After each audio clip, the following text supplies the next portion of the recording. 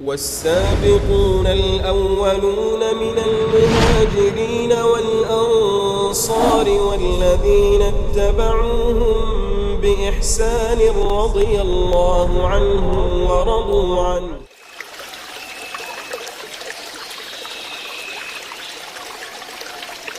بسم الله الرحمن الرحيم. الحمد لله حمدا كثيرا طيبا مباركا فيه مباركا عليه كما يحب ربنا ويرضاه. أشهد أن لا إله إلا الله وحده لا شريك له وأشهد أن محمدا عبده ورسوله. اللهم صل وسلم وبارك على نبينا محمد وعلى آله وأصحابه وسلم تسليما كثيرا. Baik, insyaAllah kita akan lanjutkan tahsinul qiraah fi surah Al-Asr. أعوذ بالله من الشيطان الرجيم. بسم الله الرحمن الرحيم.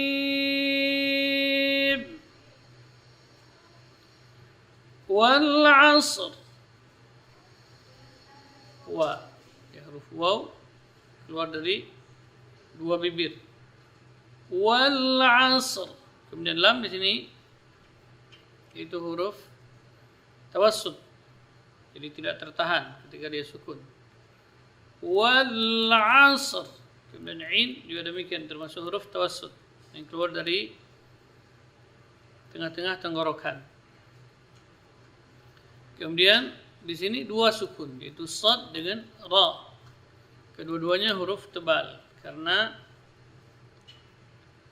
huruf ra kalau didahului oleh harakat fathah maka dia dibaca tafkhim, itu dibaca tebal. Wal 'asr. Wal 'asr. Innal insana lafi khusr. I. Sini hamzah bertasydid dengan nun. In.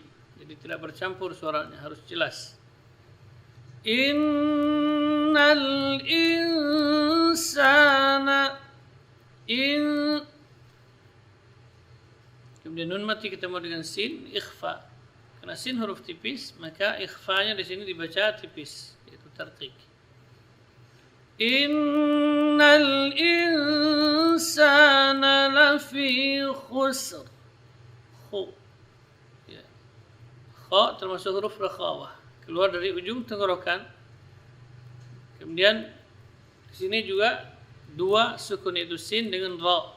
Maka ra, sin dibaca tipis dan ra-nya dibaca tebal karena sebelumnya dhammah. Innal insana lafi khusr. Khu. Ya. Huruf kha keluar di ujung tenggorokan, yaitu huruf rakhawah dan bukan huruf takrir, itu tidak ada getaran. Khu keluar di ujung tenggorokan. Innal insana lafi khusr إلا الذين آمنوا وعملوا الصالحات وتواصوا. إلا tipis, kedua-duanya huruf tarqiq. إلا الذين آمنوا. A jelas. آمنوا. إلا الذين آمنوا وعملوا الصالحات وتواصوا. وعملوا. Lam di sini tidak boleh tebal karena pengaruh sad. Lam tetap dibaca tipis. وعملوا الصالحات وتواصوا. Wa ta dengan waw di sini kedua-duanya huruf tipis. Wa tawasaw bil haqqi wa tawasaw bis sabr. Wa wa tipis. Sawbil haqqi, ha juga tipis. Kemudian qaf ketika berbaris kasrah maka tafkhim nisbi. Tetap dibaca huruf qaf ini pada makhrajnya, yaitu di pangkal lidah. Tidak boleh dibaca haqqi. Tidak boleh cenderung kepada kaf. Wa tawasaw bil haqqi wa tawasaw bis sabr. Bi. Wa tawasaw bis sabr. Sa tebal. Kemudian ba huruf tipis. Ra di sini karena sebelumnya itu fathah, maka dibaca tafkhim. Ya. Ra-nya dibaca tebal. Wa tawasaw bil haqqi wa tawasaw bis sabr. Nah, baik kita baca dari awal. أعوذ بالله من الشيطان الرجيم